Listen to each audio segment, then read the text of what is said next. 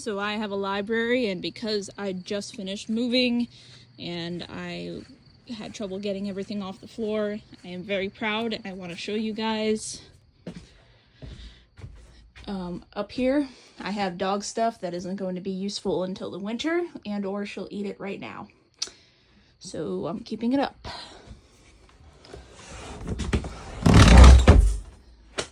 The shed is old. I have to keep the door closed for bug reasons. I literally just swept.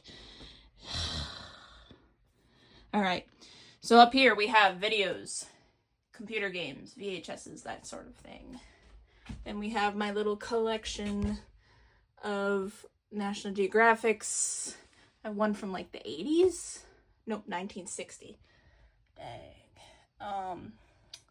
Maybe. There we go. They're still pretty good. Then we have my math textbooks. We'll see if I want to like steal problems from them for my students, but we'll see.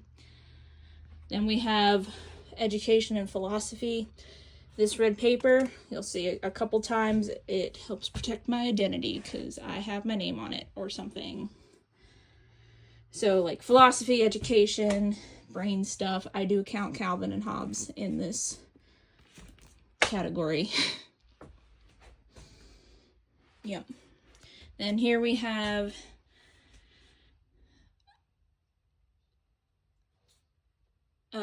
non-American information and autobiographies type things. And then we have mixed. So I will count a book as like American or something if by the end of the book the main character is American. So like Mr. B, he's American by the end of the book. So this is an American story. Even though it doesn't take place in America for most of it.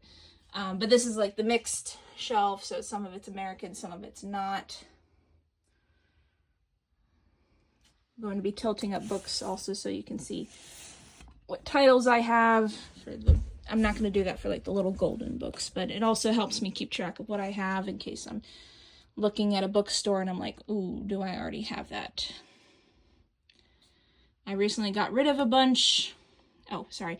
This is just straight American. And here's my reference books. I recently got rid of a bunch. Aside from the occasional shelf like this, I decided that I will not have more than 3 books either out of the bounds of these brackets or on top. So either they moved to another shelf or I got rid of some books. Again, this is not all of them are going to be like this, but here is my miscellaneous / kind of like oversized ones. This is actually my grandmother's like childhood textbook, which is pretty cool.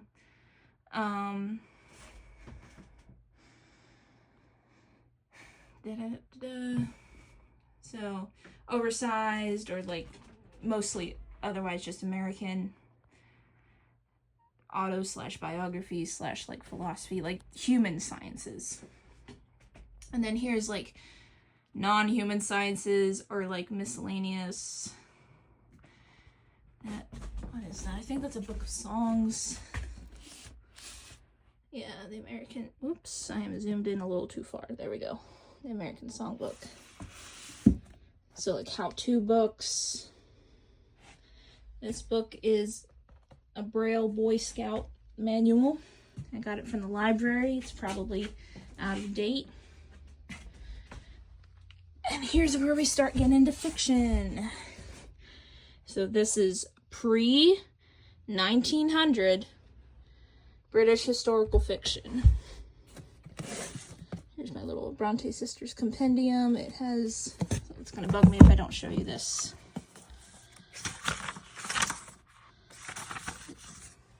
These ones. Favorite one out of those 3. Haven't read all the Brontes. I'm not actually sure how to say that. Anyway. Wow. And then these. So I was just like helping my dad at a storage area, and this guy was like, hey, you want some books? And then he gave me like copies like that, and I'm like, can I say no? So I have those. I haven't really cracked most of them open yet. But here we go. Up here we have 1776 to 1899 American historical fiction. So if it was Pennsylvania in 1775, it don't count. Not in my book. But yeah. Then we have 1900 to 1960. So we have like Edwardian to civil rights. Then we have 70s and 80s.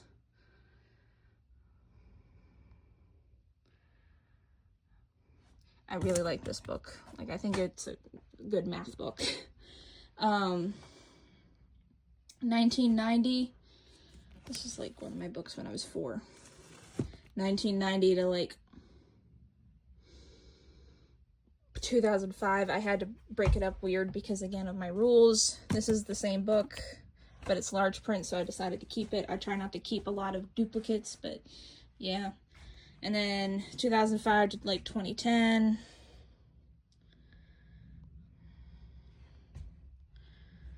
I found this book on the side of the road, and then this is like 2010 plus.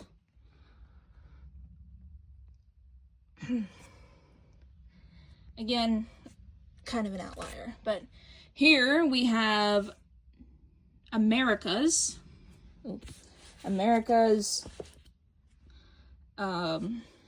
But not USA. So if if the main character is indigenous but doesn't consider themselves American, or if it's from Pennsylvania 1775, or it's from Canada or Mexico, then it'll go here.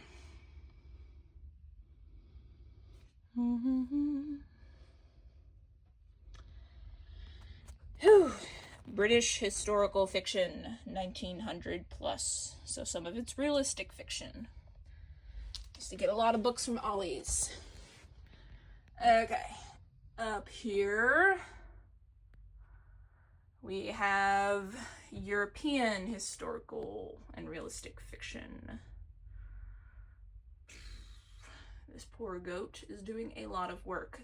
I don't quite hold the same rules on top shelves just because they don't have to like fit with a lot of other things. So, like with stuff on top. I used to have shelves up there, but I decided it was too unwieldy. I have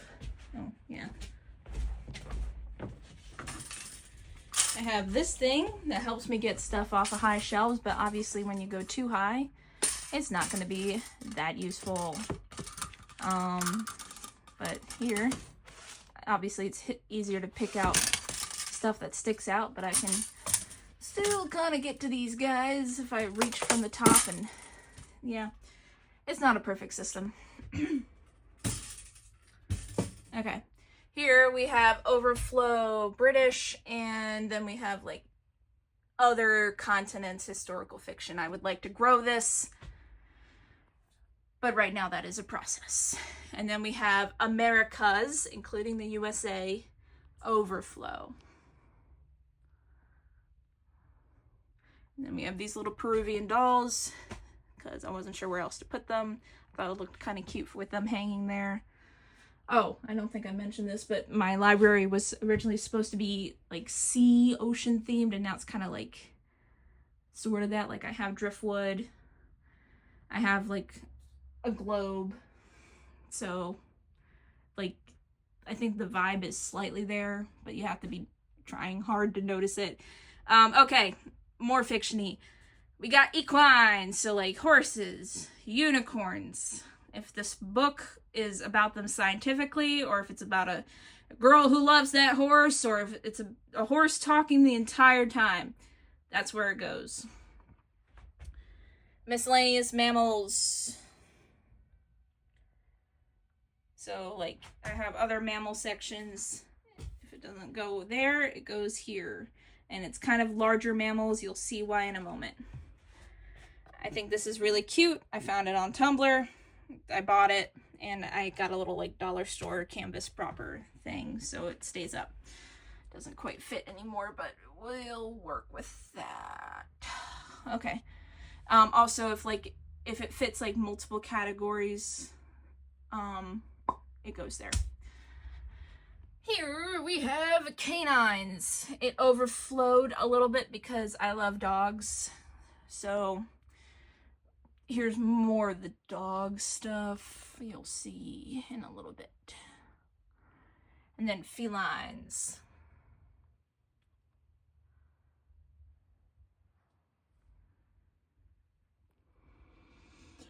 And then this is kind of a genre unto itself. We have small woodland creatures. So moles, mice, rabbits, sparrows occasionally.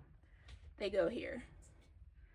And it could go with mammals or whatever, but I think like you can tell most of these are for children, not all, but most. And I think it's like its own little genre. It's close to the floor. I try to keep that in mind. I don't separate by age, but like I keep horror-ish up there. So again, anyone should be able to reach it. Anyone should be able to read a book that they want. But yeah, up here we have European religion / related fiction. That includes like Arthurian mythology. Then we have Christian mythology related fiction. I have 2 sets of Narnia. All of them have my name in it from, like Christmas gift type stuff, so I couldn't really get rid of them, and I liked them anyway. This is plays and religion and holidays. It's mostly Christian, to be 100% honest. But there is, it's another place where I'm growing things. And plays kind of crossover with Christian stuff. Any theater teacher who teaches about history will tell you that. At least with European theater. Gosh. All right, this is Dragon High Fantasy. This doesn't quite fit with that, but it's okay. Sometimes it's about spacing. But Dragon High Fantasy.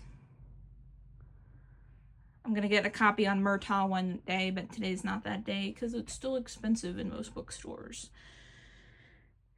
Then we have Dragon, quote unquote, low fantasy. I don't think that's the proper opposing term, but like you get what I mean. It still kind of takes place in our world. And then we have like fact books about non-mammals, like, or trucks. Like we have an anthropomorphized squash / pumpkin here. I kind of kept the owls to one side / birds, but yeah. Up here we have fairy tale books. I feel kind of bad because like I feel like they should be closer to the ground, but they also look cool up there and they fit, and a lot of them are tall, so they go on top. Fairy tale adaptions. Here we are. Not all of them fit up there because again, my rules, but yeah. Then we have Peter Pan / The Wizard of Oz. They kind of fit in like a modern fairy tale sense in the British and American cultures. Then we have, sometimes I do doubles. We have Cat Overflow and Marvel. This is like a giant poster thing of Marvel characters. Yeah. Then we have The School for Good and Evil and Canine Overflow, which is mostly wolves. I think there's one book about there's Coyote Autumn. These are fun. Mostly bought them to read them with a friend. It's fun being able to do that. Then we have High Fantasy Rebellion. Again, I'm not super fond of like putting books on their sides, but spacing. And they kind of look cool that way. All right. Then we have other high fantasy. I have a list of all my genres or shelf descriptions, but I can't look at them while I'm videoing. So, Alice in Wonderland and ambiguous speculative fiction, like, you know, like Gravity Falls and Adventure Time both had magic and science. So, yeah. Up here, and this will soon expand as I finish these series, we have occult and horror. Again, I don't think books should be sorted by age, but, you know, maybe a 4-year-old wouldn't want to grab some of these. Discworld. Thought I had more, but I didn't. I'm gonna expand upon that one day. Ghosts. Like, if ghosts feature heavily into the story, I'ma include it here. Yeah. Portal fantasy. Eek. Excuse me.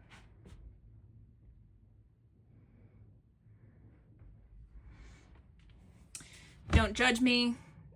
Literally every single one of these was gifts.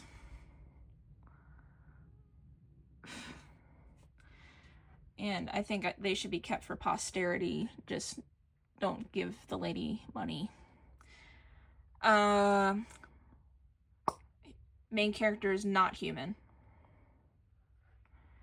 I fudged it a little bit with Twilight, but, like, she's not human towards the end, and that's my deal with the citizenship thing. So, was recommended this book on Tumblr. It is pretty good. Also, you know, within a child's reach. Then this is low fantasy. Like, definitely takes place in our world. Originally, I had these 4 books with the Harry Potter ones to make a wizard school shelf, but then I decided to, like, you know, make everything fit. And I wasn't gonna kid myself. It was mostly a Harry Potter shelf because look how many books there are. Anyway. Trans lives matter. And then this is, honestly, a lot of Disney, a lot of fairy tales, but it's supposed to be miscellaneous fantasy. I had one of these for Sleeping Beauty. I wish I still did. But it got lost / burned in a fire a long time ago, I think. But the projector works. Okay. Time travel. It's kind of a ambiguous speculative fiction thing, but it's time travel. I figure it's a fun way to categorize. Put a little clock there. Apparently it glows in the dark, but I don't ever think to check it. Fun little way to categorize, introduce kids to different genres, types, and things, and not just kids. But I do plan to share this with people one day. Treasure chest, because again, vaguely sea-themed. Yes, there is something with my name in there, so you're not seeing it. Here's my pride and joy! The almost complete, I will complete it this summer, I think, Percy Jackson verse. This is my very first book. I got it when I was 7. That was 17 years ago. Woo! This was my first hardcover one. As you can see, my handwriting has not changed. That was like the only one I bought brand new, I think. They're sorted in chronological order. I'm missing a couple of the newer ones, but that will be arranged. Harry Dresden. Because they're fun.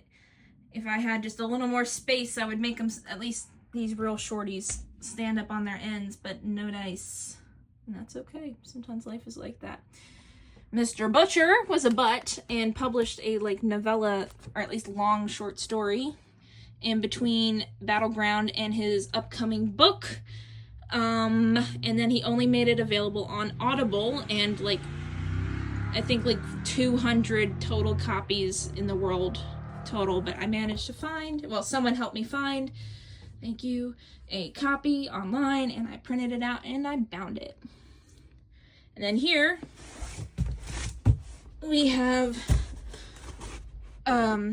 non-European religion-based fiction. All the other like series and stuff, I tried to, you know, keep in order of like chronologically.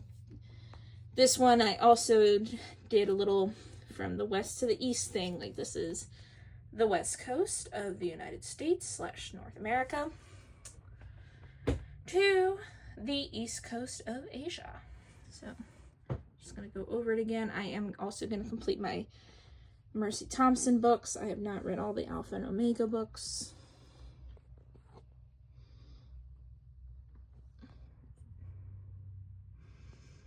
Okay.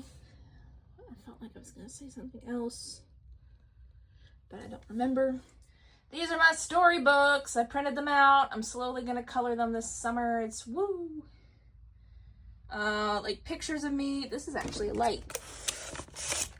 My aunt gave it to me.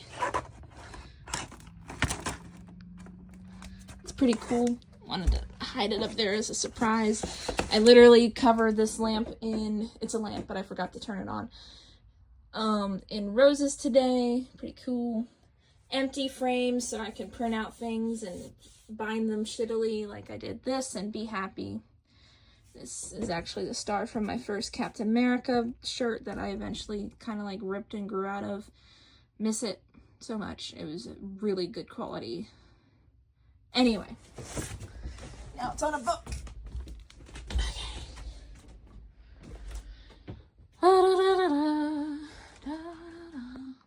Here we have Extraterrestrial Wars, and we got the Animorphs starting.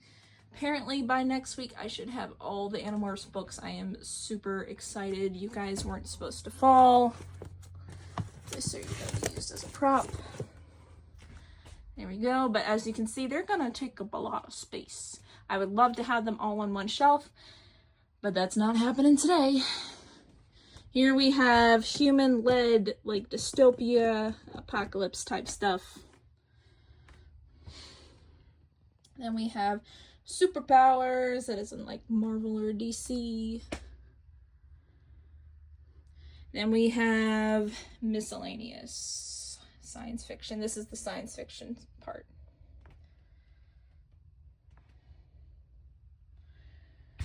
Okay. And then if I manage to save a picture, like the original drawing from my storybook project, or just like a drawing I really liked, it's in here, or here. This is where most of Chantha Rasphoni, and then the rest of it was written here. Like all my really long stories are basically in here. I started a new one this summer. We'll see how it goes. Writing it out is a lot faster for me creatively. Art supplies. This is also my postal supplies, like stamps and stuff. I ripped off the lid by accident. Then more like kits and art supplies.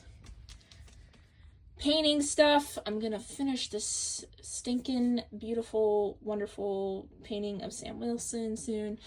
I gotta repaint some of my Disney princesses, otherwise they would be all over here. But they're not, because I gotta repaint them. It's so sad. Their spray paint did not work as well as I wanted it to.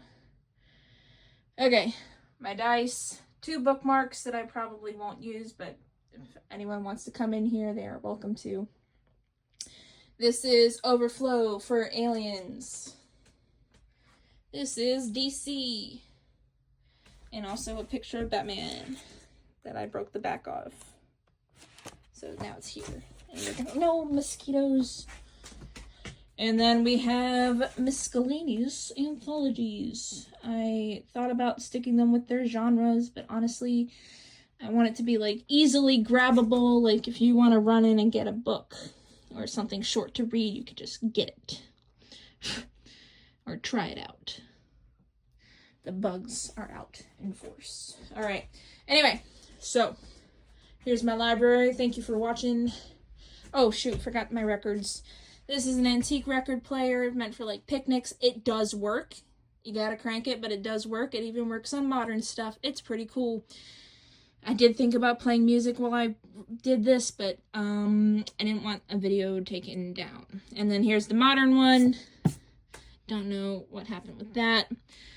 Inside here, paper supplies. Originally had records in here, but now I have all my records in here. Honestly, the majority of the records I usually listen to are in this stack right here. Also my gift paper. And then miscellaneous, I know, but I like saying it. Miscellaneous artwork stuff. Okay, one more turn around, then I'll let you guys let go. Words. Door. Nonfiction, realistic fiction, animals and mythology, fairy tales-ish, fantasy, back to a little bit of mythology and time travel, sci-fi, and the ultimate overflows. That's it, buddy. All right.